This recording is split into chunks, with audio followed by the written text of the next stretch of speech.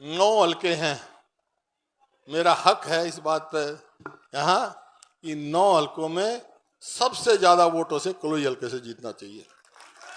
उसमें इज्जत रहेगी, उसमें आप सबकी हमारी इज्जत है। जिम्मेवारी आपकी है, जिम्मेवारी है ना थारी। मैं निश्चित होकर जाऊं। अच्छा भाई, बहुत चुनाव है, ये ठीक है, आपका माहौल बन रहा है, आप दीपेंद्र को तो जिताओगे, लेकिन माहौल, ये चुनाव केवल एक लोकसभा के जीतने का नहीं है।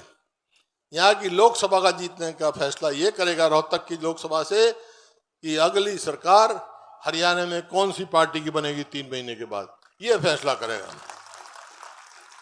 अब सवाल है, इस बात को पूछ सकते हैं आपसे, भाई ठीक है लोकसभा में तो दीपेंद्र बनेगा बहुत ज़्यादा वोटों से, फिर यहाँ कांग्रेस की सरकार बन जाएगी, कांग्रेस की सरकार बनेगी तो क्या करेगी? ये बात घर घर तक पहुँचानी है आपको कि हम क्या करेंगे। जो मैं कहता हूँ, जो हम कहते हैं वो करते हैं।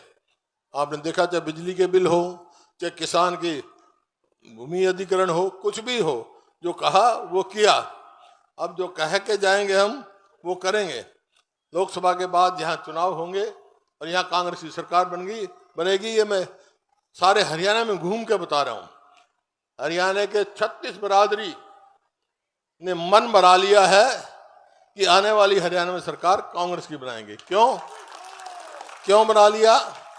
क्योंकि मेरा हरियाणा 2014 में जब हमने सरकार छोड़ी, उस टाइम प्रति व्यक्ति आय में, प्रति व्यक्ति निवेश में, कानून व्यवस्था में, नौकरी देने में, खेल और खिलाड़ियों में पूरे देश में नंबर 1 प्रदेश था।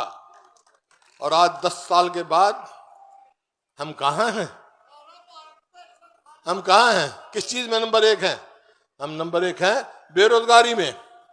मेरे आंकड़े नहीं है, ये प्लानिंग कमीशन के आंकड़े हैं कि आज पूरे देश में सबसे ज्यादा बेरोजगारी है तो हरियाणा में है। आज हम अपराध में बहुत ऊंचे हैं, रोज देख रहे हैं आप किस प्रकार से वो है, अपराध हो रहे हैं और हर प्रकार से हम पिछड़ गए। नौकरी का तो कोई मतलब ही नहीं। वो लगा रखा है एक कौशल रोजगार निगम, बका रहे हैं लोगों को, एक भ्रष्टाचार का अड्डा बना दिया। ना तो पक्की नौकरी है वो, ना उसकी पेंशन है, ना उसकी मेरिट है, ना उसकी रिजर्वेशन है उसमें। देखो, एक तो आपकी ज्यादा जरूरी थी मेरे को कि भाई अब का जो है, अब का इनसे एक टक्कर लेने का मन है मेरा। टक्कर लूंगा जब आप साथ दोगे, कहोगे ले लो टक्कर इनसे आर पार। और दूसरी बात ये है, एक बात तब मेरी मान लो, थारी में एक बात मानूंगा। पहले मैं बताऊं, तुम अपनी सरकार बनाना चाहो ना तो फिर यूं करो, एक बात मेरी मान लो, एक बात थारी मान लूंगा मैं। मेरी क्या मानो? मेरी मानो कि पूरे देश में रोहतक के MP दीपेंद्र को सबसे ज्यादा वोटों से जिता के भेजना है। और भाई थारी के बात मानू, जो मेरी बात मान जाओ, सबसे ज्यादा वोटों से दीपेंद्र को जिता के भेज दो, थारी सरकार में बना दूंगा। थारी मांग बोल, तुमने सरकार चाहिए, सरकार के बाद तो कुछ काम होता नहीं। मंजूर है? अब मैंने तो आने की जरूरत ही ना यहाँ, तो तुम कल से थोड़े से दिन रहने, 10, 12, 13 दिन रहने, घर घर में नहीं भाई, आपको चुनाव लड़ना, घर घर बचाना। कोई भी वोट बाहर जा रही हो वो लेकर आओ। पिछली बार जो है कसर यही रहेगी।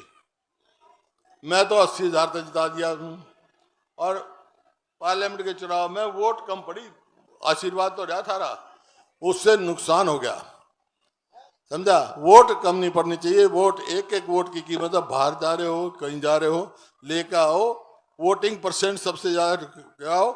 और भाई यहाँ 9 हल्के हैं।